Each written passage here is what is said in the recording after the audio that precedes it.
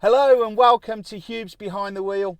I'm Martin Hubes and today you're watching Hubes Hot Tips. This is going to be a series of videos where I give little tips for the beginner go-karter. Now if you're new to the channel, please remember to hit like and subscribe for future karting content, whether it be karting tips, whether it be reviewing go-karting tracks around the UK or just general go-karting videos. Remember to hit like, subscribe, hit the green helmet that's down here, and please also remember to hit the bell for your notifications. Now, I know most of you have probably been go-karting at least once or twice, and you always get that one on the track, don't you? Don't you just hate it when this happens?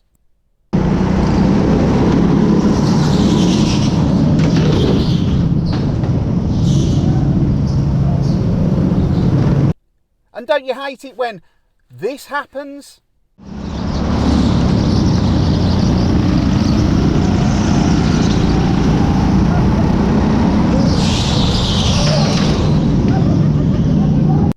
But this happens all the time, especially at indoor go-karting tracks, when you've got a track full of beginners.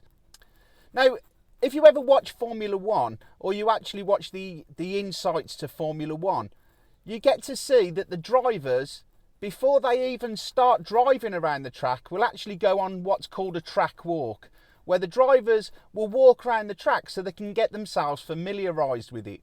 Now, unfortunately, in go-karting, we don't have that luxury. So, how do we get to know the track if we can't walk around it? Well, it's quite simple. Use your first few laps to familiarise yourself with the circuit. We don't have the luxury to be able to walk around the track. However, we do have the luxury of being able to drive around the track. So here we go. Always give a little look when exiting the pitch, just to make sure nothing's coming and you're not getting in the way of somebody going at full pelt. But yeah, always use your first couple of laps just to get a feel for the circuit. We're going to see here, we're going to find where the braking points are, the apex accelerations, the little adjustments we have to make before we start going gung-ho, before we start trying to chain the corners together. I want to know how close I'm going to get to the barrier, I want to know how far wide I'm coming, how fast I can take these corners.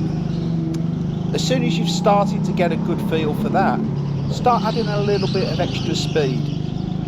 See how far you can push the kart. Here we go with my warm-up laps from Team Sport in Albury. You need to remember that when you're taking a kart onto the track early doors, the karts are still cold. You need to warm them up.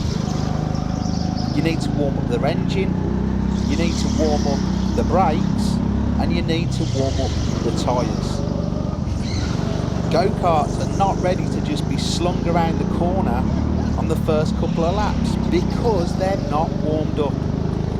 So often you see novice go-karters take an inside line at hairpin and then wonder why they're spinning out of control and crashing into the barriers.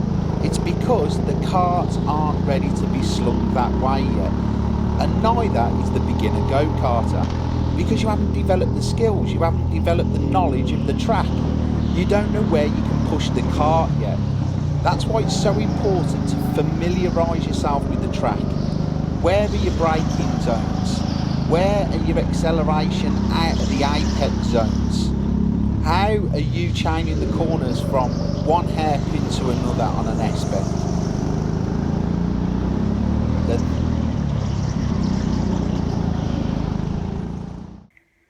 So thank you again for watching Hubes Behind the Wheel. Remember to hit like and subscribe for future karting content. Remember to click that bell for your notifications, and we'll see you again in another video very soon. Thanks again.